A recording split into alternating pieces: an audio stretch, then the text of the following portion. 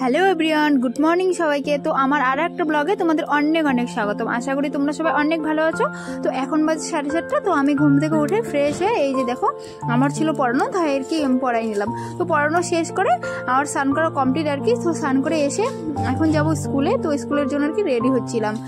তো তোমরা সবাই আমার ব্লগটা কিন্তু দেখবে প্লিজ, স্কিপ না করে সবাই দেখবে। আর নতুন হয়ে থাকলে অবশ্যই সাবস্ক্রাইব করবে, আর লাইক কমেন্ট শেয়ার বেশি বেশি করে করবে প্লিজ। আর ফেসবুক হলে অবশ্যই ফলো করবে। দেখো তারপরে আমি খাচ্ছি ভাত, ডাল, শিম ভাজি আর কি। তো খাওয়া দাওয়া করে তারপর ফাইনালি আমি স্কুলের পথে আর কি হাঁটতে হাঁটতে যাচ্ছি স্কুলে।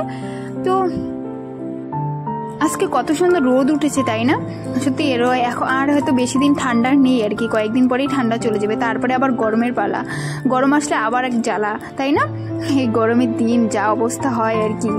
তো দেখো আমি হাঁটতে হাঁটতে চলে গেলাম, স্কুলে পৌঁছে গেলাম। তো স্কুলে পৌঁছে দেখি ক্লাস শুরু হওয়ার দিকে আর কি।